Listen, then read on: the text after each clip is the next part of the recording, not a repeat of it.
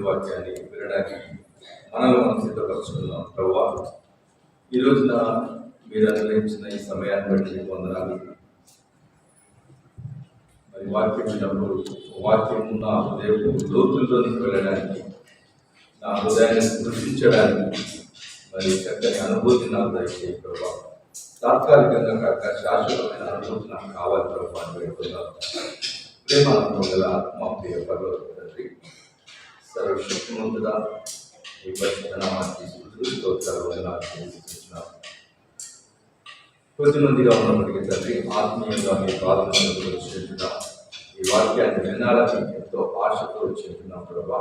మా ఆశలను తీర్చే దేవుడు, మా కోరికలను కాక మా ఆశలను సంపూర్ణంగా తీర్చే దేవుడు, మీ వాక్యంతో మా నోరు తెరిచి వస్తున్నప్పుడు తండ్రి మమ్మల్ని తృప్తిపరిచే దేవుడు మీరు మమ్మల్ని ఆచరిస్తుంటున్నారు. ఇంతవరకు తండ్రి మేము పాటలు పాడుకోవడానికి మీరు ఇచ్చిన అవకాశాన్ని బట్టి పొందడానికి సాక్ష్యాల తలాంతం ద్వారా ప్రభావ ఆయన మీరు గణపరచబడ్డారు.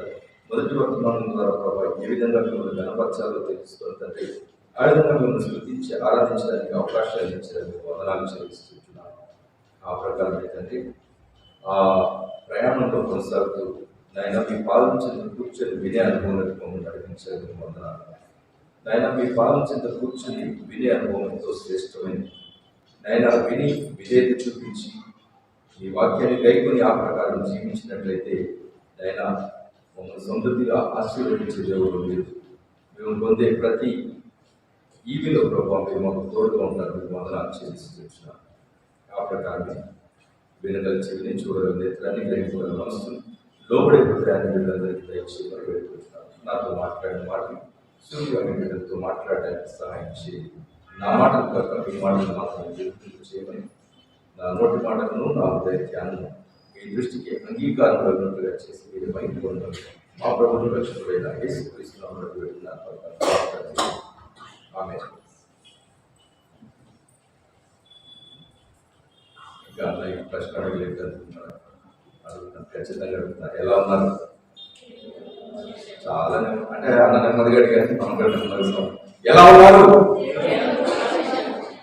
ఇంకా గట్టి కూడా అడగగలిగారు. మీరు నా ప్రియులు కనుక మీరు క్షేమంగా ఉండడం మాకెంతో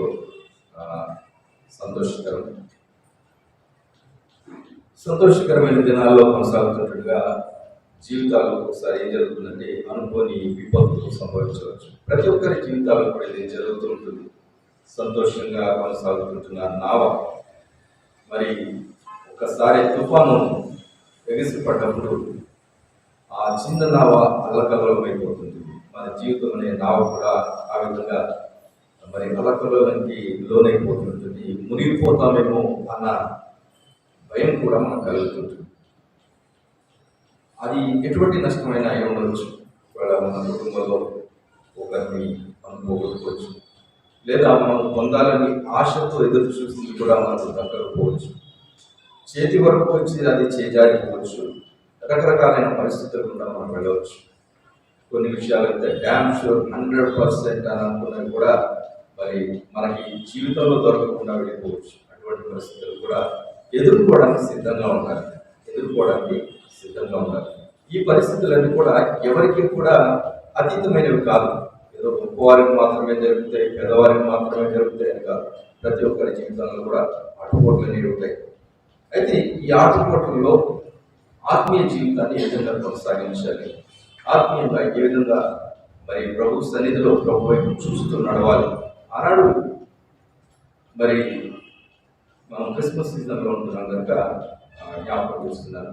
జ్ఞానులు వారి గ్రంథాలు తెరిచి చూసి నక్షత్రాన్ని చూసి మరి రాజుగా యూదులకు రాజుగా పుట్టాడు ఒక ఆయన అని చెప్పి తెలుసుకొని వాళ్ళు మరి వెళ్ళవలసిన చోట కాకుండా మరేమో చోటుకు వెళ్ళి ప్రశ్న వేస్తూ ఉంటున్నారు. మన జీవితాల్లో కూడా కొన్ని సమస్యలకు సమాధానాలు మనం ఏం చేస్తామంటే వెదకవలసిన చోట కాకుండా మరేమో చోట అడుగుతుంటాం. మేము చదువుకున్నప్పుడు నేను అనంతపురంలో ఇంజనీరింగ్ కాలేజ్ చదువుకున్నప్పుడు జరిగిన సంఘటన ఏంటంటే ఏదన్నా షాప్కి వెళ్ళి ఏదైనా అడిగితే లేదన్నా అనేవాడు. మా ఫ్రెండ్ ఉండేవాడు, శ్రీకాకుళం నుంచి వచ్చాడు. అంటే బట్టల షాప్కి వెళ్ళి కిరసనాయిల్ ఉందా అని అడగచ్చా, లేకపోతే రేషన్ దుకాణానికి వెళ్ళి పాలు ఉన్నాయా అని అడగచ్చా? అట్లా ఉంది ఈ ఊరి పరిస్థితి అని అనుకునేవాడు అనమాట. చాలా నవ్వుతో చెప్పేవాడు ఆ విషయం. కానీ మనము చాలాసార్లు మన పెద్దవాడు కూడా అంటారు కదా, పోగొట్టుకున్న చోటే దాని వెతకాలి. చాలాసార్లు మనం ఒక చోట ఒకటి పోగొట్టుకుంటాం, ఆత్మీయ స్థితిని పోగొట్టుకుంటాం. అక్కడ వెతకుండా చాలాసార్లు ఏం చేస్తున్నారు అంటే మనుషులు చుట్టూ తిరుగుతుంటారు. అయితే మనుషుల చుట్టూ తిరిగినంత కాలము, మనుషుల యొక్క ప్రాపకము కోరినంత కాలం కూడా మనం దానికి సమాధానాన్ని పొందలేము, పోగొట్టుకున్న దాన్ని మనం తిరిగి పొందలేము. మరి ఎక్కడైతే వదిలిపెట్టామో అక్కడికి వచ్చి ప్రభువా ఈ స్థలంలో నేను పడిపోయాను. మరి దావీదు గారు దేవుని హృదయానుసారుడైన మనుషుడు ఒకానొక సమయంలో పడిపోయిన సమయంలో వచ్చి మళ్ళీ అదే స్థలానికి వచ్చి ప్రభు సన్నిధిలో వేడుకుంటున్నాడు, పశ్చాత్తాపంతో కూడిన ప్రార్థన. ఆ ప్రార్థన ద్వారా తిరిగి దేవుడితో సంధి చేసుకోవడం, దేవుని సన్నిధిలో తన పాపాలని ఒప్పుకోవడం. చాలా మందిలో ఈ లోకంలో లోపించింది ఏంటంటే చేసిన దాన్ని ఒప్పుకోవడం. మొట్టమొదటే జరిగిందని ఒకసారి జ్ఞాపకం చేసుకుందాం. హేబెలు తన తమ్ముడైన హేబెలును కయ్యని ఏం చేశాడు? చంపేశాడు. దేవుడు అడుగుతున్నాడు, నీ తమ్ముడైనా హేబెలు ఎక్కడ అని కయ్యని అడిగితే చక్కని సమాధానం చెప్పాడు. ఏమన్నాడు? నా తమ్మునికి నేను కావలివాడినా. అప్పుడు దేవుడు అంటున్నాడు, నీ తమ్ముడు యొక్క రక్తము నేలలో నుండి మొరపెడుతుంది. అదేవిధంగా ఎవరు కూడా అబద్ధమాడి దేవుని సన్నిధి తప్పించుకోలేదు. ఖచ్చితంగా సత్యం అని చెప్తుంటారు కదా, సత్యమేవ జయతే, సత్యమే ఎల్లప్పుడు కూడా జయిస్తుంది. అయితే సందర్భం ఏదైనప్పటికీ కూడా మనం కష్ట నష్టాల్లో, ఇబ్బందులు, సమస్యలు, వేదనలు ఉన్నప్పుడు, కన్నీటిలో ఉన్నప్పుడు దేవుడు మనకు తోడుగా ఉంటాడు. కానీ ఆ తోడుగా ఉన్నాడనే విషయాన్ని మనం గ్రహించాలి. ఆయన యొక్క విశ్వాస్యతను మనం గ్రహించాలి. ఆయన మనతో ఉన్నాడన్న అనుభూతిని మనము కలిగి ఉండగలగాలి. అందుకే విలాపవాక్యం గ్రంథం ఎవరు రాశారండి? విలాపవాక్యం గ్రంథం ఇర్మియా రాశారు. ఇర్మియాకు ఒక చక్కని పేరు ఏంటది? విలపించే ప్రవక్త. ఏడుస్తాడు, మామూలు ఏడవడు. నా పేరు ప్రసాద్ కాబట్టి ఒక ఆయన ప్రసాద్ అంటే ఎప్పుడు ఏడ్చేవాడు అని చెప్పాడు. నేను చెప్పాను, ప్రతి సాయంకాలం ప్రభు సాన్నిధ్యంలో దుఃఖించేవాడు ప్రసాద్. ప్రసాద్ అంటే ఇంకో మీనింగ్ కూడా చెప్పారు, ప్రభుత్వ సారాయి దుకాణం కాదు నాయన, ప్రభు సాన్నిధ్యంలో దుఃఖించేవాడు ప్రసాద్ అని చెప్పి. అయితే ప్రతి ఒక్కరు కూడా ఆ విధంగా ఉన్నారు, ప్రభు సాన్నిధ్యంలో కన్నీరు విడిచి, ప్రభు సాన్నిధ్యంలో. మరి రాజైన దావీదుకి ఏం తక్కువండి? దేవుని సన్నిధిలో దుఃఖించడానికి. కీర్తన గ్రంథం 6వ అధ్యాయం 6వ వచనంలో 7వ వచనంలో చక్కని మాట అది దావీదు గారు చెప్తుంటారు. ఒకసారి చదవండి మాట. విచారము చేత నా కన్నులు గుంటలు పడుచున్నవి, నాకు బాధ కలిగించు వారి చేత అవి చిరికి ఉన్నవి. నేను మూలుగుచు అలసి ఉన్నాను, ప్రతి రాత్రి కన్నీరు విడిచుచు నా పరుపు తేలజేయుచున్నాను, నా కన్నీళ్ళ చేత నా పడక కొట్టుకొని కూర్చున్నది. ఇది చూసినట్లయితే కొద్దిగా ఫిగరేటివ్ గా, కొంచెం అలంకార రూపకంగా ఉంది. కానీ అంటే ఎంతగా చూపించాడని తెలియజేస్తూ ఉంటున్నాడు. ఆయన సంతోషాన్ని కానీ దుఃఖాన్ని కానీ చక్కగా వివరించడంలో దావీదు గారు తింటారు. మరి నా విచారం చేత, నేను దుఃఖించడం చేత, నా కన్నీటి చేత నా పడక కొట్టుకొని కూర్చున్నది. సంతోష విషయంలో అంటాడు 63వ కీర్తనలో అంటాడు కదా, ఒకసారి చూడండి. ఈ వాక్యాన్ని ధ్యానించినప్పుడు, ఈ మాటలు దొరికినప్పుడు అంటాడు, నా మంచము మీద నిన్ను జ్ఞాపకం చేసుకొని రాత్రి జాముల యందు నిన్ను ధ్యానించినప్పుడు క్రొప్పు మెదడు నాకు దొరికినట్లు నా ప్రాణం తృప్తి పొందుచున్నది. ఉత్సహించు పెదవులతో నా నోరు నిన్ను గూర్చి గానం చేయించినది. దుఃఖాన్నైనా సంతోషాన్నైనా ఆయన సూటిగా చెప్పగలిగేవాడు. తన బాల్యం నుండి కూడా దేవుడు ఎటువంటి వాడు ఎరిగిన వాడు కనుక దేవుని బలాన్ని ఆశ్రయం చేసుకొని అతిశయాస్పదంతో దేవుని సన్నిధిలో ముందుకు కొనసాగాడు. మరి తన బాల్య జన్మలందే మరి దేవుడు మనిషి యొక్క పైరూపాన్ని కాక మనిషి యొక్క హృదయ అంతరంగాన్ని పరిశీలించే దేవుడు, పరీక్షించే దేవుడు. హృదయంలో నిజంగా నీ హృదయంలో ఏముందో తెలుసుకుంటాడు కనుక నిన్ను ఆ స్థానంలోనే పెడతాడు. నిన్ను ఏ స్థానంలో పెట్టాలో దేవునికి తెలుసు. దావీదు బాలుడుగా ఉంటున్నప్పుడు పశువులను కాస్తుంటాడుగా, తన గొర్రెలను కాస్తుంటాడుగా ఒక ఎలుగుబట్టి సింహం కూడా వచ్చినప్పుడు ఏం చేశాడు? వాటిని తన గొర్రెను నోట కరుచుకొని పోతుండగా పరిగెత్తుకొని పట్టుకొని దాన్ని చీల్చివేసి ఉంటున్నాడు. మరి గొర్రెల పట్ల అటువంటి అవగాహన, గొర్రెల పట్ల అటువంటి మరి తనకు అట్లాంటి ఫీలింగ్ లేకపోతే అటువంటి కన్సర్న్, శ్రద్ధ కలిగి ఉన్నాడు కనుకనే దేవుడు దావీదుని ఇతడే నిజమైన రాజుగా ఉండనరుడు, ఇశ్రాయేలీయులు అనబడిన ఆ ప్రజల్ని పరిపాలించడానికి ఇతడే తగినవాడు అని ఎంచాడు. అంటే ఇశ్రాయేలుని పరిపాలించడానికి లేదా ఒక రాజుకు ఉండవలసిన లక్షణం ఏంటంటే తన ప్రాణానికి తెగించి తన బిడ్డలను, తన యొక్క ప్రజలను కాపాడగలిగే స్థితి. ఆ మనస్సు దావీదులో ఉంది కనుక నా హృదయానుసారుడైన మనుషుడు అని దేవుడు తన గురించి సాక్ష్యం ఇస్తుంటున్నాడు. నిజంగా దేవుడు కూడా మన కోసం ప్రాణం ఇవ్వగలిగేవాడా కాదా? నీవు నేను కూడా నశించిపోయే స్థితిలో ఉంటుండగా మనకు బదులుగా తన ప్రాణాన్ని పెట్టి మనల్ని రక్షించడానికి మనము అక్కడ వధించబడడానికి మన తల అక్కడ పెట్టబడింది, ఆ బలిపీఠం మీద పెట్టబడింది. మనల్ని పక్కకు లాగేసి ఆయన తన తల పెట్టేస్తున్నాడు. అందరి పాపాల నిమిత్తం ఆయన మరి వధించబడినట్టుగా మరి తన రక్తాన్ని, తన ప్రాణాన్ని చిందించి, తన ప్రాణాన్ని పెట్టి తన రక్తాన్ని చిందించినట్టుగా మనం చూస్తుంటున్నాం. గమనించేసి మనం విలాప వాక్యం గ్రంథంలో పోతాం. మన వాక్యంలో వచ్చి విలాప వాక్యం గ్రంథం 3వ అధ్యాయం 19వ వచనం నుండి 27వ వచనం వరకు గల లేఖన భాగాన్ని చదువుతున్నాం. నా శ్రమను చదవడం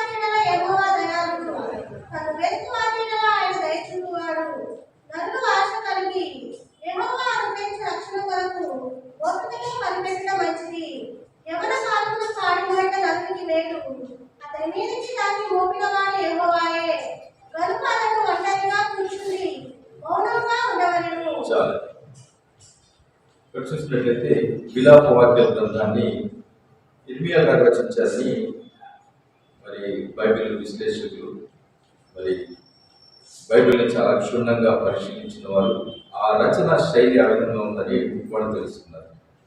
అయితే క్రీస్తు పూర్వం 586వ సంవత్సరంలో యెరూషలేముని మరి బబులోను వారు ముట్టడి వేసిన సమయంలో అక్కడ జరిగిన సంగతులను బట్టి మరి ఇశ్రాయేలీయులు పడిన పాటలను గురించి దుఃఖిస్తూ దేవుని సన్నిధిలో మొరపెడుతూ ఉంటాడు ఇర్మియా గారు. అందుకే ఆయనకు విలపించే ప్రవక్త అని చెప్పబడింది. అయితే ఆ మాటలన్నీ కూడా ఇశ్రాయేలీయుల గురించి మాట్లాడుతుంటాడు. ఏ విధంగా జరుగుతుందంటే ఇశ్రాయేలీయుల్ని భయంకరంగా చెరపడతారు, వారికి ఉన్నదంతా దోచుకుపోతారు. మరి అక్కడ ప్రాకారాలని కూడా, యెరూషలేము యొక్క ప్రాకారాలని కూడా అక్కడ కాల్చి వేస్తారు. ఆ శత్రువు ఆ విధంగా చేసేట్టుగా మరి అక్కడ ఉంటున్న చాలా మందిని కూడా చంపేసి ఉంటారు. వాళ్ళు చేయని ఆ దురాగతం లేదు, అంత భయంకరంగా వాళ్ళు హింసిస్తారు. అయితే ఆ కోట గోడలన్నీ కూడా పడవేయబడ్డప్పుడు, శిథిలావస్థలో ఉంటున్నప్పుడు ఇవన్నీ కూడా ఎందుకు వచ్చాయని ఒకసారి ఆలోచించినప్పుడు ఇర్మియా గారు అంటారు, వీరు తమ దురవస్థను తామే తెచ్చుకున్నారు, దేవుని మాటలు వినక.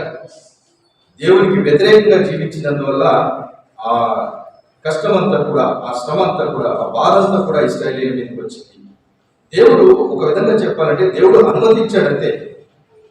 శ్రమని ఒక్కొక్కసారి మన జీవితాల్లో దేవుడు అనుమతిస్తాడు. దానికి రెండు కారణాలు ఉంటాయి. మొట్టమొదటిగా చూసినట్లయితే మనము దేవునికి నమ్మకంగా వెళ్తూ ఉంటాం. పరీక్ష కావాలి కదా, పరీక్ష అయితేనే తర్వాత మెట్టు కదా. పిల్లలకు పరీక్షలు ఉంటాయి, పరీక్ష అయితే తర్వాత మెట్టుకు వెళ్తారు. అదేవిధంగా ఆత్మీయ జీవితంలో మనకు కూడా పరీక్షలు కావాలి కాబట్టి ఒక శ్రమని అనుమతిస్తాడు, యోబు గారికి అనుమతించినట్టు. మరి అంత కాకపోయినా మన విశ్వాసం కలదు, మన విశ్వాస పరిమాణం చొప్పున కొంత శ్రమను అనుమతిస్తాడు. అందులో పాస్ అయితే ఇంకా కొంచెం శ్రమ ఉంటుంది. 10th క్లాస్ వాడికి ఏ ఎగ్జామ్ ఉంటుందో, మరి ఫస్ట్ క్లాస్ వాడికి ఏ ఎగ్జామ్ ఉంటుందో, 10th క్లాస్ వాడికి కూడా అదే లెవెల్ ఎగ్జామ్ ఉంటుందా? ఉండదు కదా. అయితే అదేవిధంగా మన శ్రమలు కూడా కొంచెం పెరుగుతాయి, విశ్వాస పరిమాణం పెరుగుతుంది. ఆ ప్రకారమే దేవుడి పైన ఆధారపడడం కూడా మనకు పెరుగుతుంది. మరి ఇశ్రాయేలీయులు ఏం చేస్తారంటే దేవుడి పైన ఆధారపడడం మానివేసి ఉంటున్నారు. మరి ఇందాక అనుకున్నాం కదా, పూర్తిగా వాడు దేవుడిని ఎరగని వారిగా, నాస్తికులుగా మారిపోయి ఉంటున్నారు. దేవుడు అంటే ఎవరు ఎరగరు. మరి అక్కడ చూసినట్లయితే దేవుడు ఏర్పరిచిన నాయకులను కూడా వ్యతిరేకించేవారుగా వాడు తయారైపోయి ఉంటున్నారు. అది దేవునికి ఆయాసం కలిగించింది, దేవునికి బాధ కలిగించింది. మన బిడ్డలు మన మాట వినకపోతే ఏం చేస్తాం? చిన్నపాటి పనిష్మెంట్ ఇస్తుంటాం.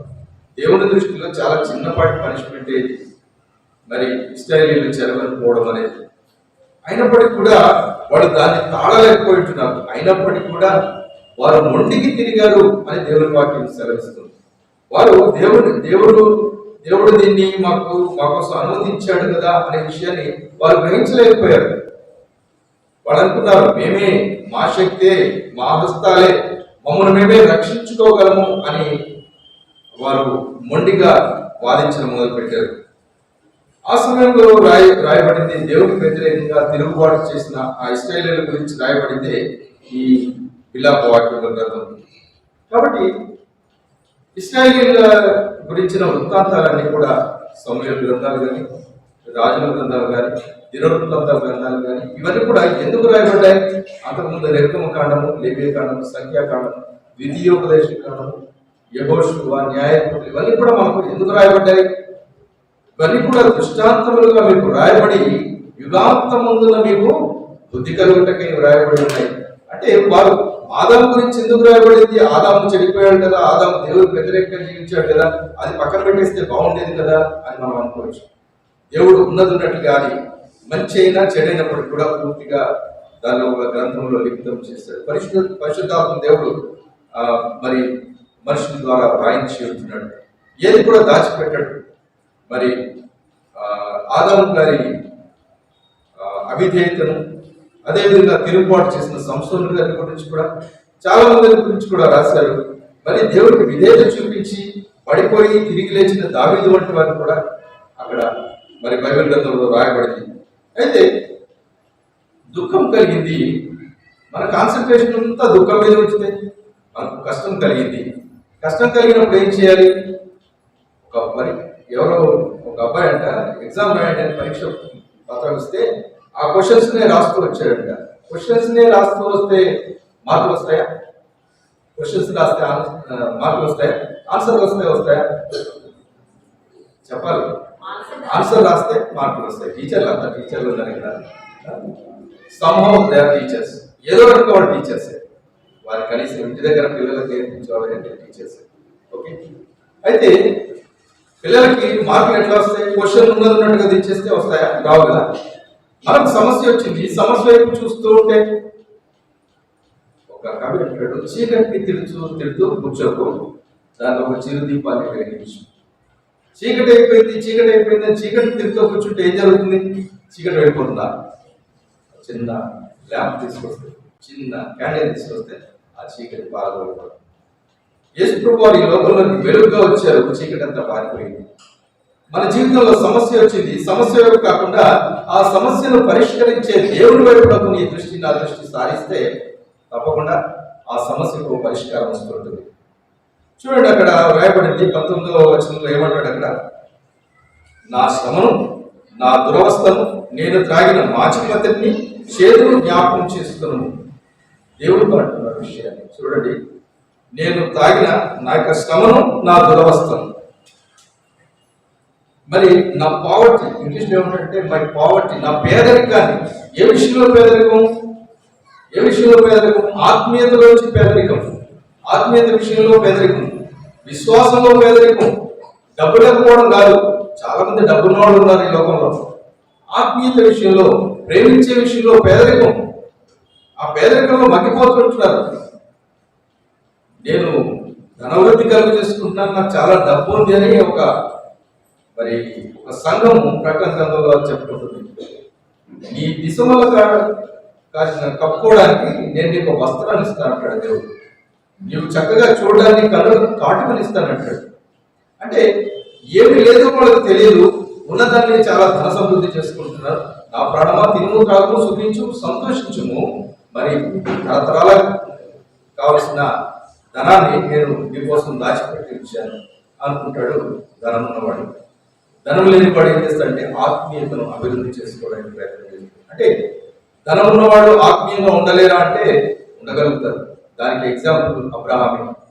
అబ్రహాం ఎంత ధనవంతుడో అప్పుడు ఉంటున్న ఆ దేశంలో ఉంటున్న వారందరికీ కూడా, అందరికంటే కూడా చక్కని ధనవంతుడు. అయినప్పటికీ కూడా ప్రేమ పంచే విషయంలో కానీ, ఆత్మీయత విషయంలో, దేవుని యొక్క మాటకి విధేయత చూపించే విషయంలో ఎక్కడ కూడా వెనక్కి తగ్గిన వాడు కాడు. చక్కని ఎగ్జాంపుల్. అంటే నీకు ధనం ఉన్నప్పటికీ కూడా, ధనం ఉండడం తప్పు కాదు, నీవు ధనం వెంబడి వెళ్ళడం తప్పు. ధనం వెంబడి వెళ్ళడం తప్పు. వారు ఆ ధనాన్ని సంపాదించాలని అని అనుకున్నాక తమ్ముడు తామే పొడుచుకున్నారు. ఒకరికొకరు వ్యతిరేకంగా, ఒకరికొకరు మరి పగవాడిగా తయారయ్యారు అని యాకోబు పత్రిక తెలియజేస్తూ ఉంటుంది. అదేవిధంగా దేవుని సన్నిధిలో మొరపెట్టే ప్రతి వారు కూడా నిజంగా దేవుని సన్నిధిలో ఉండి శ్రమ వచ్చినప్పుడు మరి ఆ దుఃఖంలో ఏ విధంగా పలుకుతారో ఒకసారి చూద్దామా. కీర్తన గ్రంథం 89వ అధ్యాయంలో 47వ చరణాన్ని మనం గమనిద్దాం.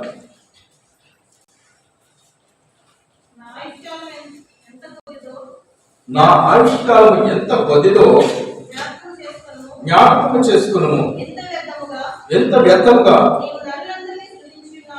నీవు నరులందరినీ సృజించి ఉన్నావు. మరణము చూడక బ్రతుకు నరుడు ఎవడు? చాలా అక్కడ చూసినట్లయితే ఎప్పుడప్పుడు మరణిస్తాం, కానీ అక్కడ ఏం చేస్తుంటారంటే నా ఆయుష్కాలం. మనకి ఏదైనా రోగం వచ్చినప్పుడు కానీ, లేదా దీర్ఘకాలిక రోగం, లేదా చాలా వేదనలో ఉన్నాం, మరణం పడకల మీద ఉంటున్నాం, లేవలేని స్థితిలో ఉంటున్నాం. అందరికీ ఒక భయం కదా, అప్పుడు ఇట్లానే చనిపోతానే కదా, పడక మీద నుండి ఇట్లానే చనిపోతానే. అప్పుడు ఆ సమయంలో దావీదు గారు ప్రార్థించిన ప్రార్థన ఏ విధంగా అంటే, నా ఆయుష్కాలం ఎంతో జ్ఞాపకం చేసుకో. మనం ఎప్పుడు పాడుతున్నామంటే ఎవరైనా చనిపోయినప్పుడు తెలుపుము నా ఆయువు ఎంతో, తెలుపుము నేనెంత అల్పుడను. కొన్నిసార్లు కొన్ని సందర్భాలు పక్కన పట్టి దాచిపెట్టుకుంటాం. అది ఎప్పుడు పాడవలసిన పాట. ఎందుకంటే మనం ఏ పాటి వారు అంతలో కనబడి అంతలో మాయమైపోయే నీటి కూడా వంటి జీవితం అనేది. కాబట్టి దీని మీద ఎప్పుడు ఆశ పెట్టుకుని నేను తింటాను, త్రాగుతాను, సుఖిస్తాను, సంతోషిస్తాను, నా తర్వాత తరాలు చూస్తాను, ప్రభు చిత్తమైతే ఒకనొక అది యాకోబు పత్రిక. నాకు యాకోబు పత్రిక అంటే చాలా ఇష్టం అండి, అందుకే యాకోబు పత్రిక గురించి చెప్తుంటాను.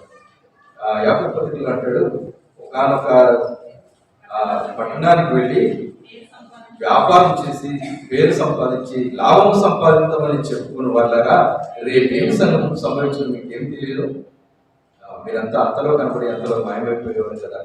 అందుకని ఏమని చెప్పాలంటే, ప్రభు చిత్తమైతే బ్రతికి ఉండి ఇది అది చేద్దామని చెప్పుకోండి. ప్రభు చిత్తమైతే బ్రదర్ నెక్స్ట్ వీక్ తప్పకుండా కలుద్దాం బ్రదర్, మా ఫ్రెండ్స్ అంటుంటారు. జరగలేదు, తప్పకుండా కలుద్దాం అంటుంటారు. చెప్తా, ప్రభు యొక్క చిత్తం అయితే ఖుదాకా ఫజల్ సే పెరుగులేదు. ప్రభు యొక్క చిత్తం అయితే, ప్రభు యొక్క కృప చేత మనం బ్రతికి ఉండి తప్పకుండా కలుగుతాం. అయితే నిజంగా ప్రభు మీద ఆధారపడ్డప్పుడు ఒకవేళ బ్రతికి ఉన్నా చనిపోయినా ఆయన సన్నిధి కాబట్టి మనం ఆ విధంగా చెప్పవలసిన వారు అంటున్నాం. అదేవిధంగా చూసినట్లయితే దావీదు కూడా తన దుఃఖంలో ఏమని ప్రార్థన చేశాడంటే, దావీదు కలిగిన బాధలు తన పేరు తన చెప్పుకుంటున్నాడు. 132వ కీర్తన ఒకసారి చూడండి.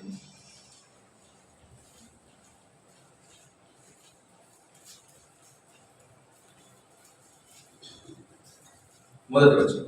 యెహోవా యెహోవా దావీదునకు కలిగిన బాధలన్నిటినీ అతని పక్షమున జ్ఞాపకం చేసుకుని. దేవుడు జ్ఞాపకం చేసుకుంటే చాలు. నీ బాధల్లో నేను జ్ఞాపకం చేసుకుంటే చాలు.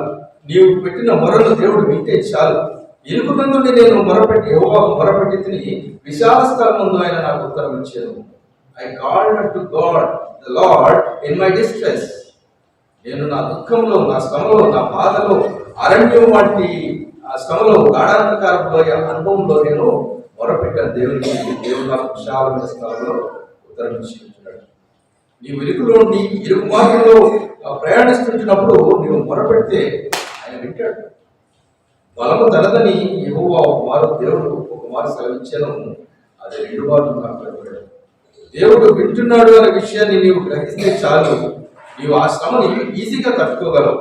దేవుడు నాకు తోడుగా ఉన్నాడు అనే విషయాన్ని నువ్వు మర్చిపోయిన వెంటనే ఏం జరుగుతుందంటే భయం కలుగుతుంది.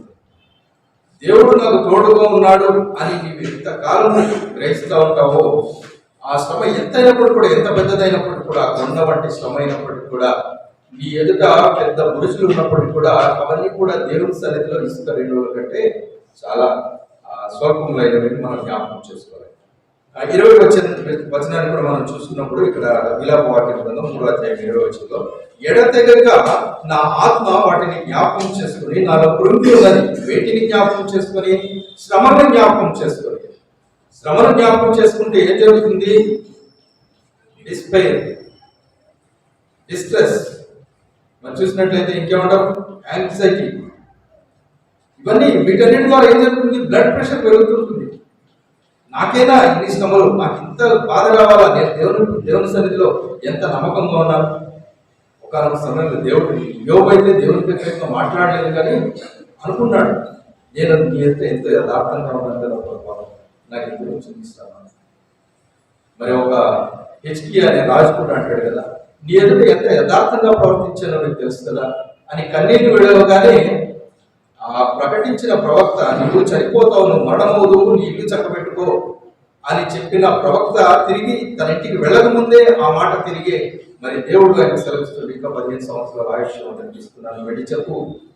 వెంటనే ఆ ప్రవక్త తిరిగి వచ్చి చెప్తాడు, గోడ తట్టు తన ముఖాన్ని చెప్పుకొని కన్నీళ్లు విడుస్తున్న అతనికి వెంటనే సంతోషకరమైన వార్త మరి ఎండిపోయిన భూమిలో లేదా నెలలు విడిచిన భూమి మీద చక్కని చిరుజరులాగా పడింది. సంతోషించాడు. నీవు నేను కూడా దుఃఖంలో ఉంటున్నామా, బాధలో ఉంటున్నామా? ఈ లోకాన్ని ఆశ్రయించకు, లోకం వైపు చూడకు.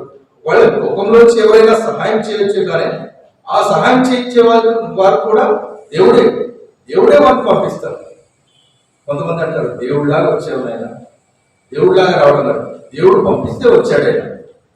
కాబట్టి మనల్ని ఎవరైనా మనకి సహాయం చేయడానికి వచ్చారంటే దేవుని యొక్క సెలవు లేక రాలేదు, దేవుడు వారిని పంపించాడు అనుకోవాలి. మనకు మేలు జరిగిందంటే ఎవరి ద్వారా జరిగితే వాళ్ళని ప్రైజ్ చేయడం, వాళ్ళని వదిలిపెట్టకుండా వాళ్ళని మొక్కడం కూడా చాలా మంది చేస్తుంటారు. ఆయన దేవుడు ఫోటో పెట్టేసుకొని రోజు దండేసేసి ఏమండి కరెక్ట్ కాదు, దేవుడు వారిని పంపించాడు. అయితే మనం దుఃఖం వైపు, మన శ్రమ వైపు మన యొక్క దృష్టి సారించి దాని మీద నిలిపినట్లయితే దుఃఖం ఇంకా ఎక్కువైపోతుంటుంది, కొన్ని రెట్లు ఎక్కువైపోతుంది. కానీ ఆ దుఃఖాన్ని నుంచి విడుదల చేయగల వారి వైపు చూసినట్లయితే దేవుడు మనకు విడుదల కలుగజేస్తాడు. అదేవిధంగా యోబు గ్రంథంలో కూడా 21వ అధ్యాయంలో 6వ వచనాన్ని గమనిద్దాం.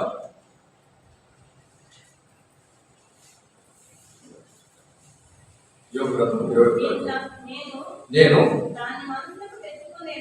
దాని మనసులకు తెచ్చుకొని ఎడలా నాకేమీ తోచుకున్నది. దేనిని మనసులో తెచ్చుకున్నట్లయితే, శ్రమను మనసులోకి తెచ్చుకున్నట్లయితే నాకు ఏమీ తోచదు. ఎందుకంటే శ్రమ శ్రమ శ్రమ, దాని గురించే ఆలోచన అంతా కూడా. చదవడం, నా శరీరంలో వణుకు పుడుతుంది. మనమంతా వణికిపోతుంటాం. నాకు ఎందుకు వచ్చింది శ్రమ, నాకు ఎందుకు వచ్చింది, బీపీ పెరిగిపోతుంటుంది. నాకంటే ఎంతో అన్యాయస్తులు చాలా మంది చిన్న చిన్న పొరపాట్లు చేస్తుంటారు. చాలా మంది గజ దొంగలు ఉన్నారు, ఇక్కడ చాలా మంది వ్యభిచారులు ఉన్నారు. వాళ్ళందరికీ కూడా లేదు బాధ, లేదు నాకెందుకు. మనం వాటి గురించి ఆలోచించగానే మనకేమవుతుందంటే మత్సర పడుతుంటాం.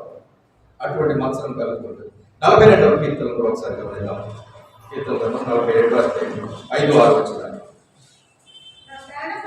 నా ప్రాణమా, నీవు ఏల కృంగి ఉన్నావు, నాలోని వేళ తొందరపడుచున్నావు. దేవుని యందు నిరీక్షణించుము. ఆయనే నా రక్షణకర్త, నా దేవుడు నీవు చెప్పుకొనొచ్చు.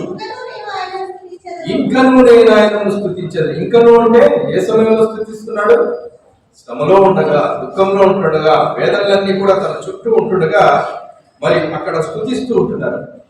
పూర్వకుమారు రాసిన ఈ కీర్తనలు చూసినట్లయితే వారి దుఃఖాన్ని, వారి బాధలంతా కూడా మరి వారు తమ ప్రాణంతో అనుకుంటున్నారు. నా ప్రాణమా, నాలో నీ వేళ తొందరపడుతుంటున్నాం. మనకు జరిగేది తొందరపడుతుంటాం, కంగారు పడిపోతుంటాం, మనకు కలిగిన శ్రమను బట్టి వేదన పడిపోతుంటాం.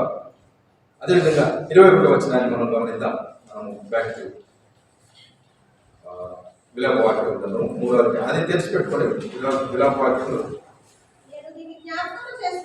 21వ వచనం, నాకు ఆశ పుట్టుచున్నది, యెహోవా కృపగలవాడు, ఆయన వాత్సల్యత ఎడతెగక నిలిచినది కనుక మనము నిర్మూలము కాకున్న వారు. చాలంటే ఇక్కడ చూసినట్లయితే నేను దీన్ని జ్ఞాపకం చేసుకొనగా నాకు ఆశ పుట్టుచున్నది. ఏంటి? దేవుని యొక్క విశ్వాస్యతను జ్ఞాపకం చేసుకొనగా నాకు ఆశ కలిగింది. నీవు ఇంతకుముందు జరిగిన విషయాలు ఒకసారి జ్ఞాపకం చేసుకో. ఒక చోట అంటాడు గతించిన సంగతులు జ్ఞాపకం చేసుకున్నప్పుడు అంటాడు, ఒక చోట అంటాడు గతించిన విషయాల్ని నీవు జ్ఞాపకం చేసుకో. ఏ బండ నుండి తొలగబడ్డావో, ఏ చెక్క నుండి, ఏ రాళ్ళ నుంచి చెక్కబడ్డావో, ఏ మట్టి నుంచి తీయబడ్డావో అది ఒకసారి జ్ఞాపకం చేసుకో. నువ్వు ఎక్కడి నుంచి వచ్చావో జ్ఞాపకం చేసుకో.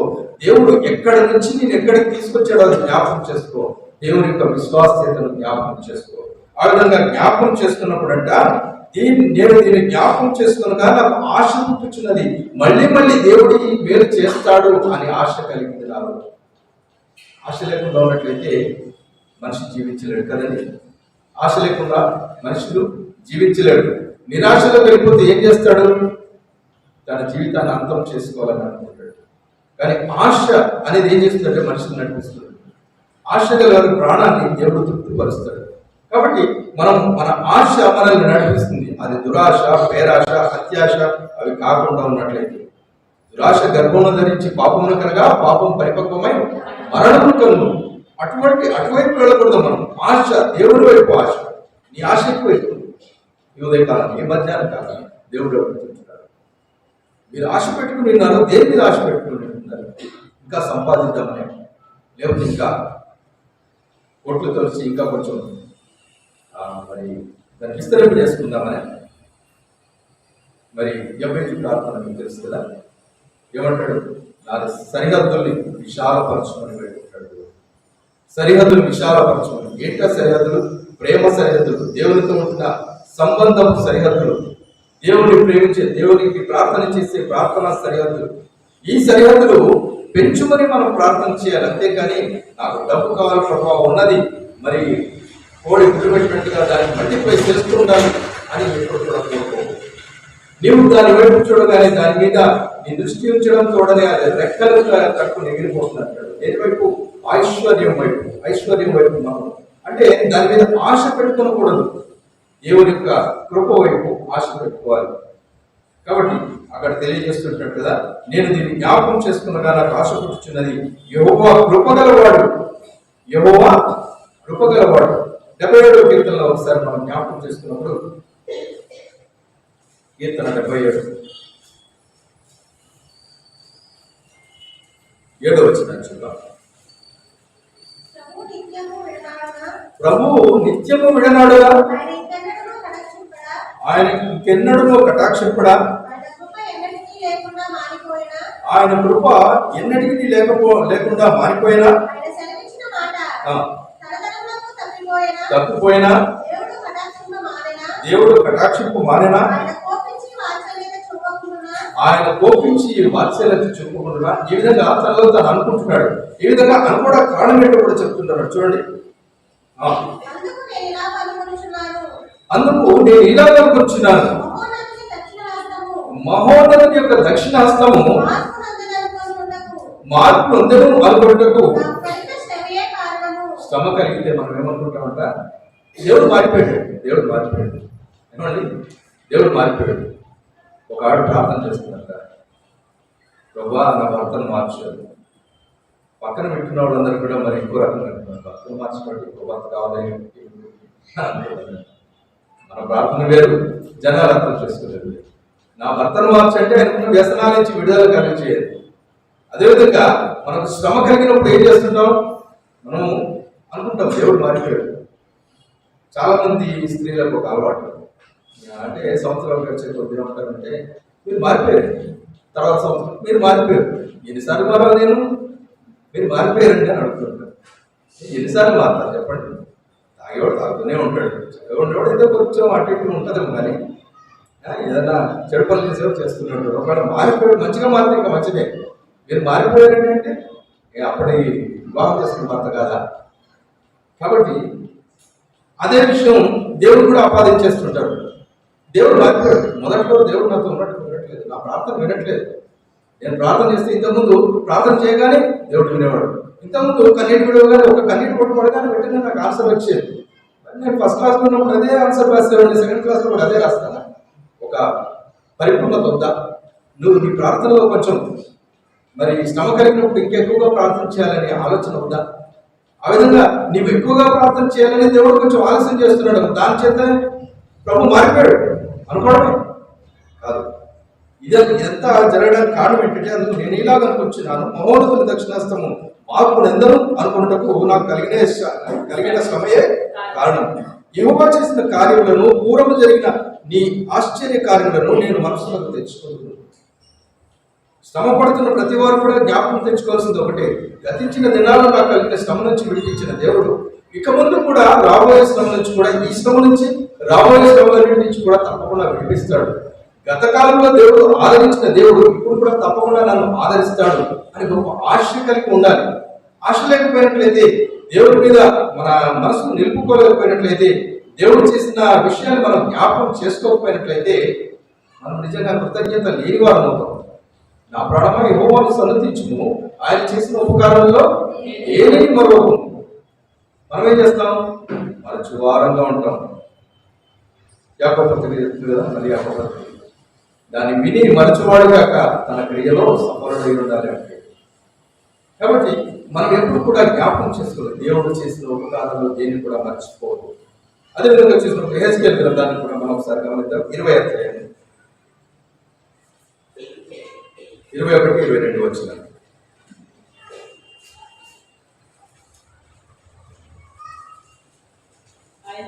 అయినను నా జనులు సహా నా మీద తిరుగుబడి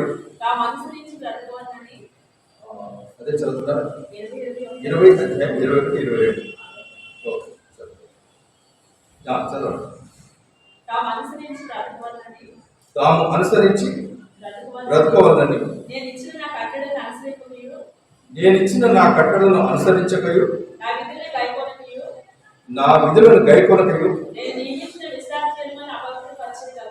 నేను నియమించిన విశ్రాంతి దినములను అపవిత్రపరచని కనుక వారు అరణ్యంలో ఉండగానే నేను నా రౌద్రాగ్ని వారి మీద కుమ్మరించి నా కోపం వారి మీద తీర్చుకొందును అని అనుకుంటుంది. దేవుడు కోపం వచ్చినప్పుడు అనుకుంటాడట, అందరినీ కూడా నాశనం చేసేయాలి ఒకసారి అనుకుంటాడట. అబ్రాహం గారు కూడా అబ్రాహం దగ్గరికి దేవుడి దూతలు వచ్చినప్పుడు కూడా ఇదే విషయం జరిగింది. సొదొమ గొమొర్రా యొక్క పాపము నా దృష్టికి ఎంతో ఘోరంగా ఉంది కనుక సొదొమ గొమొర్రా పట్టణాన్ని నేను నాశనం చేసేస్తాను.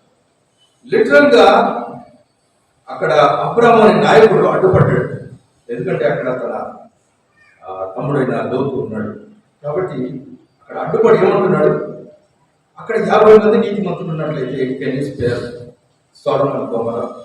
సొదొమ గొమొర్రాని 50 మంది నీతిమంతులు ఉంటే మరి నశింపజేయకుండా ఓకే 50 మంది అంటే పర్వాలేదు, అయ్యో ఒక మాట 40 మంది ఉన్నట్లయితే 30 మంది ఉన్నట్లయితే గుసగుతున్నాడు, దేవునితో బేరమాడుతున్నాడు. ఆ బేరసారాలు ఆడే క్రమంలో చివరికి 10 మంది నీతిమంతులు ఉన్నట్లయితే మరి సొదొమ గొమొర్రా పట్టణాలను నాశనం చేయకుండా ఉంటాడు. సరే ఏం మాట్లాడుకో, 10 మంది నీతిమంతులు ఉన్నట్లయితే ఆ సొదొమ గొమొర్రాని నాశనం చేయదు అని ప్రభు సెలవిస్తాడు. దురదృష్టవశాత్తు అక్కడ 10 మంది నీతిమంతులు కూడా కనబడలేదు కనుక మరి సొదొమ గొమొర్రా పట్టణాలు నీతిమంతుడైన లోతును బయటకు పంపించి దాన్ని నాశనం చేసినట్టుగా మనం చూస్తున్నాం. దేవుని కోపం వచ్చిందంటే దీన్ని నాశనం చేస్తాను అనుకుంటే ఆ దేవుని యొక్క వాగ్దానం, దేవుని యొక్క నిబంధన జ్ఞాపకం చేసుకుంటాడు. ఆనాడు జలప్రలయంలో మరి అందరినీ సంహరించి కేవలం నోహు ఆయన కుటుంబాన్ని కాపాడిన స్థితిని నేను ఇకను ఎప్పుడు కూడా ఈ భూమిని దాని మీద ఉన్న సంస్థని నా కోపం చేత తుడిచివేయను అని ప్రమాణం చేస్తాడు. నీవు నేను కూడా దేవుని కోపం వస్తుంది అనగానే ఏం చేయాలి? ప్రభా, నీవు వాగ్దానం చేస్తావు కదా, నీవు నాతో నిబంధన చేసావు కదా, నన్ను నశింపజేయాలని. ప్రభా, నేను నీ కుమారుడు కదా, కుమార్తెను కదా, నేను పాపం చేస్తాను, దయచేసి నన్ను క్షమించి. యాకోబు మరి దావీదు గారిలాగా దేవుని సన్నిధికి వచ్చి మొరపెడుతున్నాడు. ఆయన కృపా సన్నిధిలోనికి ధైర్యంతో చేరినప్పుడు ఆయన తప్పకుండా మన ప్రార్థన ఆలోచిస్తాడు. మన అతిక్రమం నుంచి మనకు విడుదల కలిగేస్తాడు. అతిక్రమంలో దాచిపెట్టువాడు వర్ధిల్లడు, వాటిని ఒప్పుకొని విడిచిపెట్టువాడు కనికరం. దేవునికి కావాల్సింది ఏంటంటే కన్ఫెషన్. ఒప్పుకోలు మాత్రమే కావాలి దేవుని సన్నిధిలో.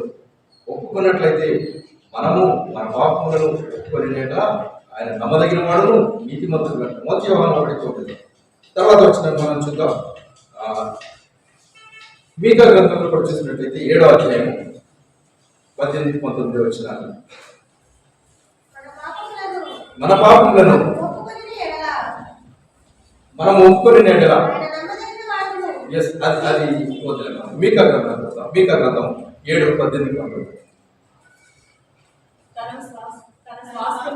తన స్వాస్థ్యములో శేషించిన వారి దోషమును పరిహరించి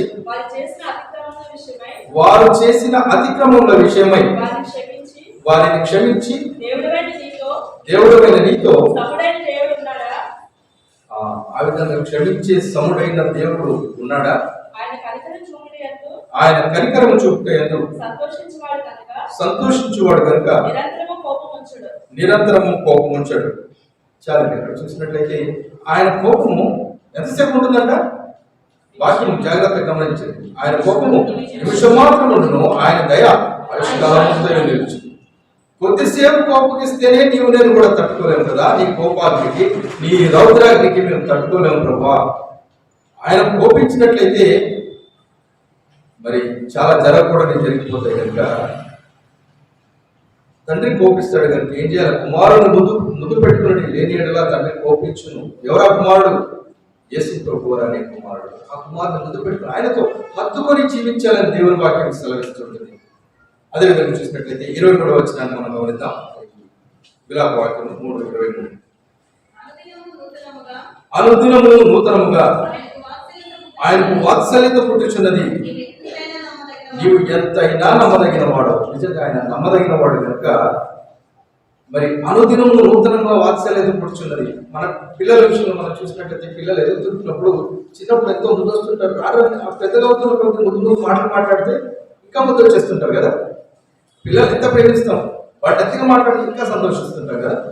మనము చేసే చిన్న చిన్న ప్రార్థనలు దేవుడికి అర్పిస్తాం. మనం దేవుడికి ఎంతో ముందు పెట్టినటువంటి వారు కాబట్టి ఆయనకు మన ఎడల వాత్సల్యత నూతనంగా పడుతుంది. ఆయన ఎంతైనా నమ్మదగిన వాడు అని దేవుడి వాక్యం సెలవిస్తుంది. అదేవిధంగా 24వ వచనం చదవండి.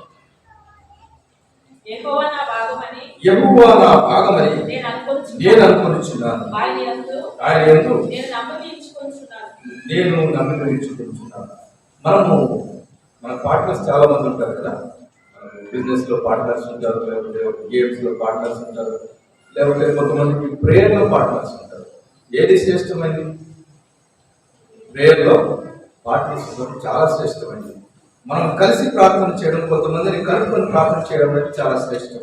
కొన్ని విషయాలు ఎక్కడ ఇద్దరు ముగ్గురు కూడిన నామపేట ఒక విషయంలో ఏకీభవిస్తారో వారి మధ్యలో నేను ఉంటాను చెప్పాను. అయితే మనము పార్ట్నర్స్ గా ఎవరెన్నో పార్ట్నర్స్ గా చేసుకుంటుంటారు. కొంతమంది దాంట్లో నమ్మదగిన వారు ఉంటారు, కొంతమంది నమ్మదగిన వారు ఉంటారు, కొంతమంది మనల్ని మోసగించేవారు ఉంటారు, కొంతమంది మనలాగే మనతో పాటు ఉంటున్న బ్లాక్ షీప్స్ కూడా ఉంటారు. తోడేళ్ల చర్మం ధరించుకున్న గొర్రెల చర్మం ధరించుకున్న తోడేళ్ళు కూడా ఉంటారు. రకరకాలైన వారు ఉంటారు. వాళ్ళని మనం నమ్మేస్తాం. వాళ్ళ మాటలు ఎక్కడ ఉంటాయంటే నిజంగా వరదీసిన కత్తులే.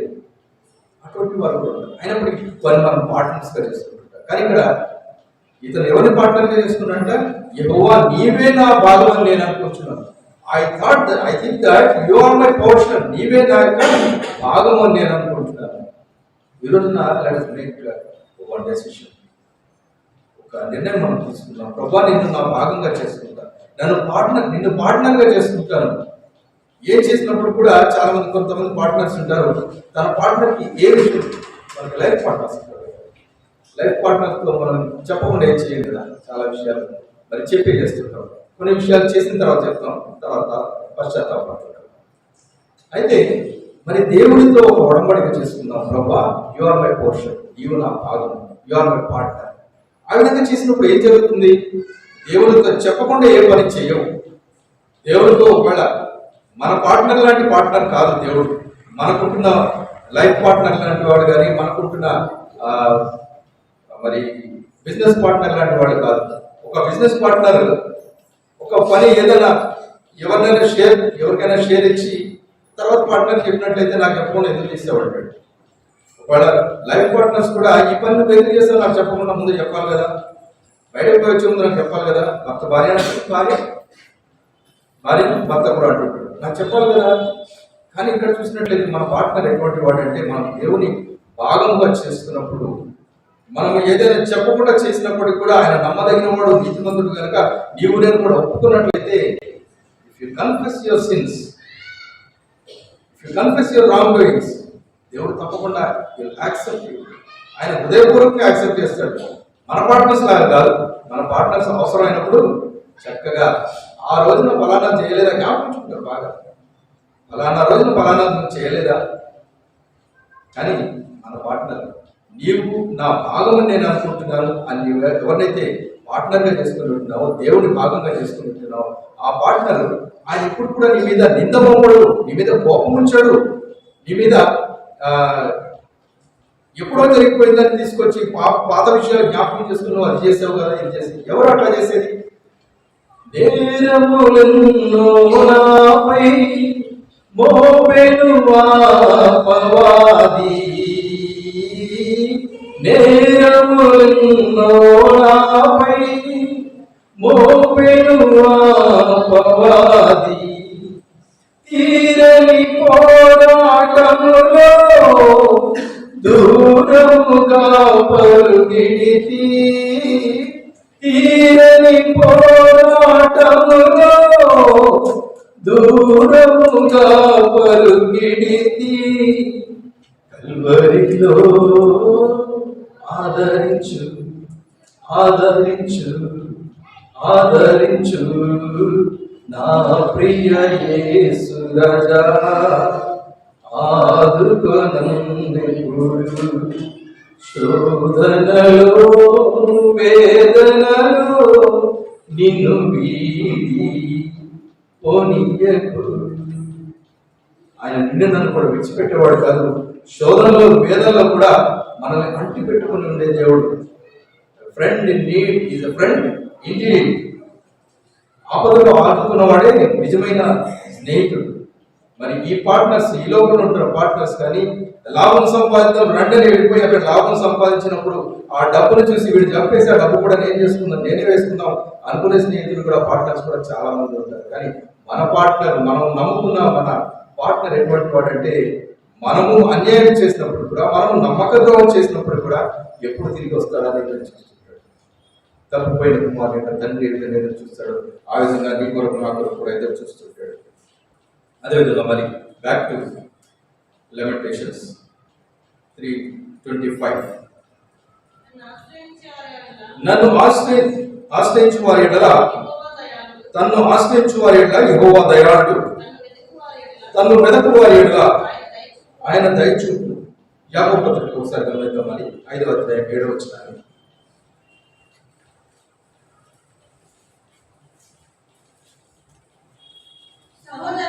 సహోదరులారా, ప్రభువు రాకడ వరకు ఓపిక కలిగి ఉండుడి. చూడుడి, వ్యవసాయకుడు తొలకరి వర్షమును కడవరి వర్షమును సమకూడు వరకు విలువైన భూఫలము నిమిత్తము ఓపికతో కనిపెట్టింది కదా. కాచుకొని దాని కొరకు కనిపెట్టింది కదా. ప్రభువు రాక సమీపించినది కనుక మీరును ఓపిక కలిగి ఉండి మీ హృదయములను స్థిరపరచుకుని. ఓపిక ఎదురు చూడాలి. శ్రమ వచ్చిందంటే వెంటనే శ్రమ వైపు మన మనసును పెట్టడం, లేకపోతే సణుకోవడం, కొనుక్కోవడం. తర్వాత మాట కూడా చెప్తుంటాడు, మీరు సణుకోవద్దు, న్యాయాధిపతి మీ వాకిట నిలబడి ఉన్నాడు. సణుకున్నప్పుడు ఏం జరుగుతుందంటే, సణుకున్నందువల్ల ఆనాడు ఇశ్రాయేలీయులు సణికినందువల్ల ఏమైంది?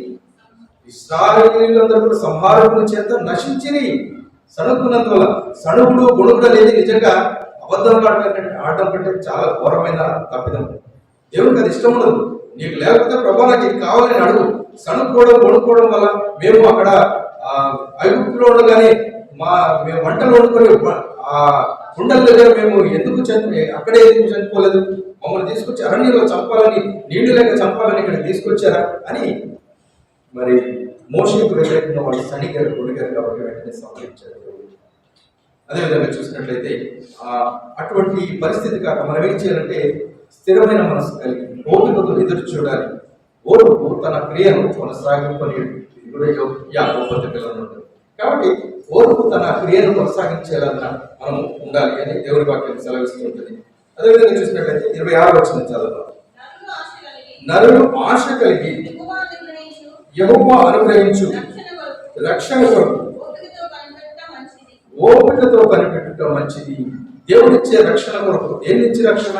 శత్రువుల నుంచి రక్షణ, విరోధుల నుంచి రక్షణ, మన కష్టాల నుంచి రక్షణ, అనారోగ్యం నుంచి ఆరోగ్యము.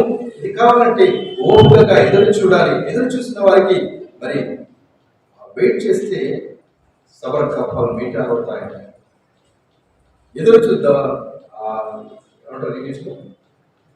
The result of waiting is good అని. మనం దేనికోసం అయితే ఎదురు చూస్తున్నాం, ఆ ఎదురు చూపులో మనకి ఒక మాధుర్యం ఉంటుంది. ఆ ఎదురు చూస్తుందని మనం పొందగలుగుతుంటాం.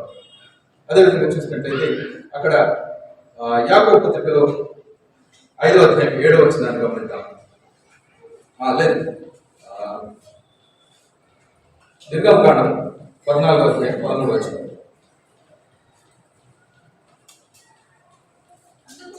అందుకు మోషే భయపడకుడి, యెహోవా మీకు నేడు కలుగజేయు రక్షణను మీరు పూరక నిలిచుండి చూడుడి. మీరు నేడు చూసిన ఐగుప్తీయులను ఇక మీదట మరి ఎన్నడూ చూడరు. దేవుడు వాగ్దానం చేస్తుంటున్నాడు, ఐగుప్తీయుల లాంటి శ్రమలు కానీ, అమాలేకుల లాంటి శత్రువులు కానీ నీకు మళ్ళీ కనబడరు. ఎందుకంటే యెహోవా నేడు అనుగ్రహించే రక్షణను మీరు కనులారా చూడండి, ఊరక నిలిచింది చూడండి. సియోనులో మౌనంగా ఉండట నీకు స్తుతి చెల్లించుటే. సియోనులో ఉన్నారు మీరు అంటే కేవలం ఈ 4 గోడల మధ్యలో కాదు, దేవుని ఆశ్రయంలో ఉన్నారు మీరు. కాబట్టి దేవుని ఆశ్రయం పొందుతున్న మనము స్థిర హృదయం కలిగి ఉండాలి. దేవుడి మీద ఆశ పెట్టుకుని ఉండాలి, మరి నమ్మకం కలిగి ఉండాలి. అందుకని దేవుడు అనుగ్రహించే రక్షణను కనులారా చూడడానికి మౌనంగా ఉండాలి. దేవుని సన్నిధిలో మౌనంగా ఉండి దాన్ని పొందాలి. యెషయా గ్రంథం 30వ అధ్యాయం కూడా చూద్దాం. 15వ వచనం మనం ముగించుకుందాం త్వరగా. 30వ అధ్యాయం 15వ వచనం.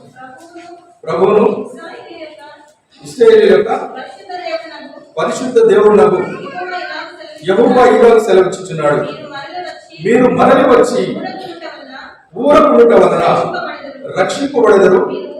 మీరు ఊరకుని నమ్ముకొనుట వలన మీకు బలము కలుగును. ఊరక నిల్చుండి విశ్వాసం ఉంచినందువల్ల. కేవలం మనకు కావాల్సింది క్రైస్తవుడు అంటే విశ్వాసం కావాలి. ఎట్లా ఉండాలంటే విశ్వాసము అనే 4 అక్షరాల పదములో మధ్యలో ఉంటున్న 2 అక్షరాలు ఉన్నాయే, అట్లా కలిగి ఉండాలి. ఏంటది? శ్వాస ఏ విధంగా కలిగి ఉంటున్నామో ఆ విధంగా విశ్వాసాన్ని కలిగి ఉన్నప్పుడు దేవుడు తప్పకుండా ఆ శ్వాసతో పాటు ఉచ్ఛ్వాస నిశ్వాసంతో పాటు సమస్తాన్ని సమకూడేలాగా చేస్తూ ఉంటాడు. కాబట్టి దానికోసం మనం ఎదురు చూస్తూ ఉండాలి. దేవుడు తప్పక మనకు అనుగ్రహిస్తాడని ఎదురు చూస్తూ ఉండాలి. ఒక స్త్రీ గర్భం ధరించింది. ఎంతకాలం ఎదురు చూస్తుంది? 9 నెలలు ఎదురు చూస్తుంది కదా. ఎంతో ఓపికగా, ఎంతో ఆనందంగా. లోపల వాడు తన్నుతూ ఉంటే ఆ తన్నులు కూడా చక్కగా భరిస్తూ వాడు తన్నుతున్నాడండి. వాడు సంతోషంగా చెబుతుంటుంది. అన్ని అంటే ఆ బాధ కలిగినా లేకపోతే సంతోషం కలిగినా అంతా కూడా సంతోషంలో భరించి 9 నెలల తర్వాత చక్కని బిడ్డను ప్రసవిస్తుంది. మరి అంతకాలం భరించింది కదా, మన శ్రమలు కూడా ఒక్కొక్కసారి మనము గర్భంతో ఉన్నప్పుడు ఉన్నట్టే ఉన్నాయనుకోండి, మరి వాటిని భరించము, మనం అనుభవించదు కదా. దేవుడు వాగ్దానం చేస్తున్నాడు, తప్పకుండా నీకు ఫలాన్ని ఇస్తాను, మంచి ఫలాన్ని ఇస్తాను అన్నప్పుడు ఆ ఫలం కోసం మనం ఎదురు చూడాలి అని దేవుని వాక్యం సెలవిస్తుంది. ఎబ్రీయులకు రాసిన పత్రిక 10వ అధ్యాయం 35వ వచనంలో ఒక మాట చూద్దాం.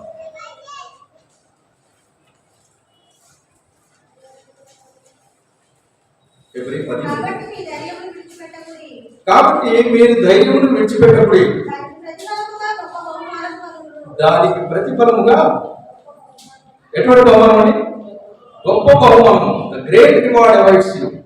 గొప్ప బహుమానం మీకు కలుగుతుంది. కాబట్టి దానికి ప్రతిఫలంగా మీరు అనుభవించిన శ్రమలన్నిటి కొద్ది మీరు ఎంత శ్రమ అనుభవించారో అంతకంటే రెట్టింపు ఆశీర్వాదం, రెట్టింపు దీవెనలు, రెట్టింపు బహుమానాలు దేవుడు తన దగ్గర దాచిపెట్టినాడు. He has stored great reward with him. కాబట్టి దానికోసం మనం ఎదురు చూస్తుండాలి. 27వ వచనాన్ని కూడా మనం చూద్దాం. విలాపవాక్య గ్రంథం 3:20.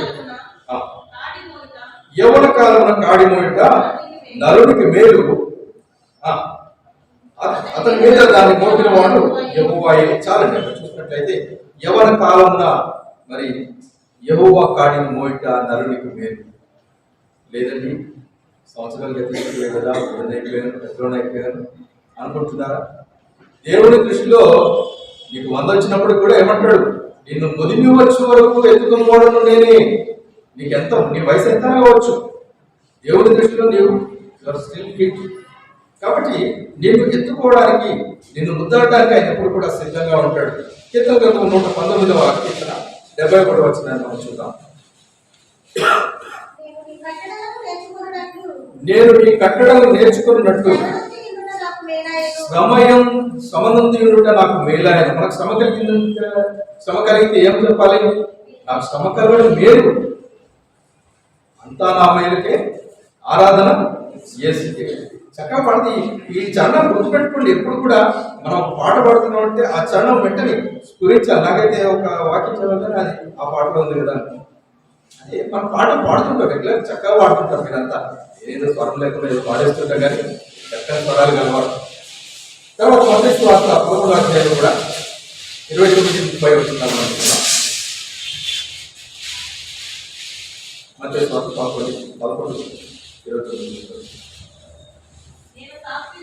నేను సాత్వికుడను, దీన మనసు గలవాడను కనుక మీ మీద నా కాడి ఎత్తుకున్నట్టు కాడి ఎత్తుకోవడం నా యొక్క నేర్చుకోలేదు. అప్పుడు మీ ప్రాణులకు విశ్రాంతి దొరుకును. ఏదైనా నా కాడి సులువుగాను, నా భారం తేలిగ్గాను. కొంచెం సర్కాస్టిక్ అనిపిస్తుంది కదా ఈ మాటలు. భారం ఏంటి, తేలిగ్గా ఉండడం ఏంటి? నీవు మోస్తున్న భారం కంటే అతి సులువైన భారాన్ని నేను ఇస్తానంటే, నీవు మోస్తున్న పాప భారం ఎంతో భరించజాలంది.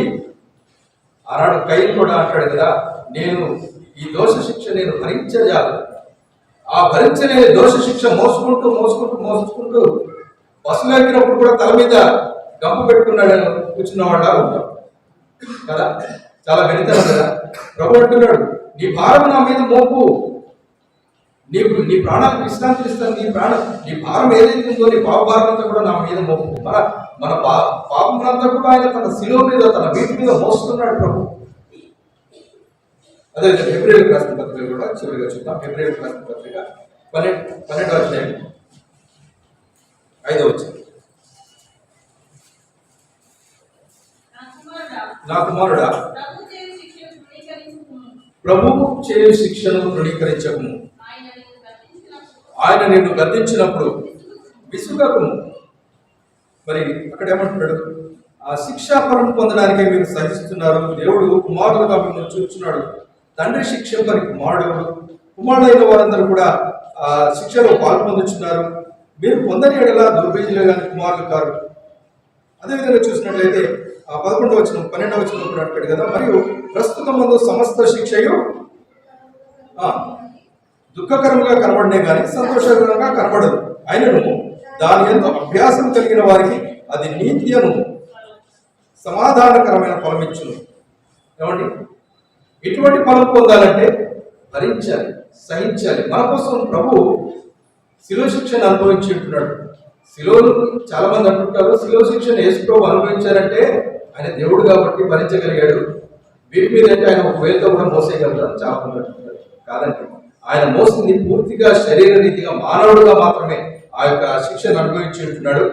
మానవుడుగా ఉండి ఆ కన్నీళ్ల చేత మొరపెట్టాడు, నీ చిత్తమైతే ఈ గిన్నె నాయకులను తొలగించమని. అక్కడ రక్తం కారుతున్న స్థితిలో కూడా ఆ రక్తం చిందిస్తూ దేవుని యొక్క హృదయాన్ని కలిగి ఉండి ఏమంటాడంటే, తండ్రి మీరు ఏం చేయించున్నారో మీరెందరు కనుక మీరు క్షమించున్నారు. చివరిగా అంతయు విన్న తర్వాత తేలిన ఫలితార్థము ఇదే. ప్రసంగి గ్రంథం చూద్దాం. చివరిగా ప్రసంగి 12వ అధ్యాయం 1వ వచనం. దుర్దినములు రాకముందే వీటి యందు నాకు సంతోషము లేదని నీవు చెప్పు సంవత్సరములు రాకముందే తేజస్సుకును సూర్యచంద్ర నక్షత్రములకు చీకటి కమ్మక ముందే వారు వేసిన తర్వాత మేఘములు మళ్ళా రాకముందే నీ బాల్య దినములందే నీ సృష్టికర్తను స్మరణకు తెచ్చుకును. మరి మనకు తెలుసు కదా, మనం చేసిన ప్రతి దాన్ని బట్టి కూడా ఆ 12వ అధ్యాయం 13వ వచనంలో కూడా ఏమంటాడు, ఇదంతా విన్న తర్వాత తేజ ఫలితార్థం ఇదే, దేవుని యందు భయభక్తులు కలిగి ఉండి ఆయన కట్టడలను అనుసరించి నడుచుండవలను మానవ కోటికి ఇదే విధి. ఎందుకంటే గూఢమైన ప్రతి అంశాన్ని వచ్చి దేవుడు విమర్శ చేస్తున్నప్పుడు ఆయన ప్రతి క్రియను అది మంచిదే కానీ చెడ్డదే కానీ తీర్పులను తెచ్చదు. When you brought into judgment, nothing will be hidden. Hidden charges ఉంటాయి మనం ఏదైనా అనుకుంటే, కానీ ఇక్కడ హిడెన్ చార్జెస్ ఏమి హిడెన్గా ఉంటాయి, ఎవ్రీథింగ్ విల్ బి బయటకి కనిపిస్తూ ఉంటాయి. కాబట్టి మనం చేసిన ప్రతి క్రియ కూడా దేవునికి తెలుసు. ఒకవేళ దానికి బదులుగా అప్పు చేసాం, అప్పు తీర్చేయడానికి దాని బదులుగా ఏదైనా ఎవరైనా ఇచ్చేసారంటే అప్పు మళ్ళీ అడుగుతారు, వాడు మనం అడగదు. మనం ఒక దగ్గర అప్పు చేసాము, నేను సిస్టర్ దగ్గర అప్పు చేశాను, ఇంకో సిస్టర్ వచ్చి ఆమెకు అప్పు కట్టేసింది, మళ్ళీ అడుగుతున్నాను, నన్ను అడగదు కదా. మన పాపములన్నిటికీ కూడా మరి ప్రైస్ పే చేయబడింది. ఒకవేళ ఇంకా పే చేయబడకపోతే ఏం చేయాలి, మనం దేవుని సన్నిధిలోకి వచ్చినట్లయితే ఆయన నమ్మదగిన వాడు, నీతిమంతుడు కనుక మన సమస్త దుర్నీతి నుండి మనం విముక్తులుగా చేసి ఆయన మన దుర్నీతి నుంచి మనం తప్పిస్తాడు. ఆ పాపంలో మన మీద రుణంగా, మన మీద ఇంకా బాకీగా ఉండవు, అవన్నీ తీసుకువేయబడతాయి, కొట్టివేస్తాడు దేవుడు. కాబట్టి మనం దేవుని సన్నిధిలో శ్రమ వచ్చినప్పుడు కానీ నీవు నేను కూడా వాట్ ఈస్ ఒరిజినల్ ఈజ్, మనం నవ్వుతూ పలకరింపు నిజం కాదు. నీవు దుఃఖంలో ఉంటున్నప్పుడు నీవు ప్రవర్తించే ప్రవర్తన అది నీవు. అదేవిధంగా నీవు ఒంటరిగా ఉంటున్నప్పుడు నీవు ఆలోచిస్తున్న ఆలోచన అదే నీవు. మనం బయటకు వచ్చి 10 మందిలో లోపల దుఃఖం ఉన్నప్పటికీ కూడా బయట నవ్వుతుందో వచ్చును, సంతోషం తుదకు వ్యసనం అవుతుంది. మనం నవ్వుతున్నట్టు కనిపించవచ్చు కానీ లోపల ఎంతో బాధ ఉంటుంది. అది కాదు, నీవు బాధపడుతుంటున్నప్పుడు దేవుడి సన్నిధిలో ఏ విధంగా ఉంటున్నావో అదే నీవు. ఒంటరిగా ఉన్నప్పుడు జరుగుతున్న సంఘటన ఏదైతే ఉందో అదే నీవు. ఒంటరిగా ఉన్నప్పుడు మన ఇష్టం వచ్చినటువంటి 10 మందిలో ఉన్నప్పుడు భక్తి పరులుగాను చక్కని వస్త్రాలంకరణతో ఉన్నట్లయితే ఆ వేషధారణ దాని ఒక వేషధారణ అంటే అదే హిపోక్రసీ, అది దేవునికి ఇష్టం. కనుక శ్రమ వచ్చినప్పుడు దేవుని వైపు చూద్దాం, బాధ కలిగినప్పుడు దేవుని మొరపెడతాం. ప్రభువా, గతించిన రోజుల్లో నీవు నాకు సహాయం చేస్తావు, ఇక ముందు కూడా సహాయం చేస్తావు ప్రభువా, అందరి బట్టి నీకు వందనాలు. ముందుగానే ప్రేస్ చేయండి, ముందుగానే ప్రభువును స్తుతించండి. దేవుడు తప్పకుండా మిమ్మల్ని దీవించి ఆశీర్వదిస్తాడు. రండి కళ్ళు మూసుకుందాం, ప్రార్థన చేద్దాం. బలం సమీపిస్తున్నాం. శ్రమంలో మనం ప్రవర్తిస్తున్న ప్రవర్తనే మనకు మరి మనమై ఉంటున్నాం.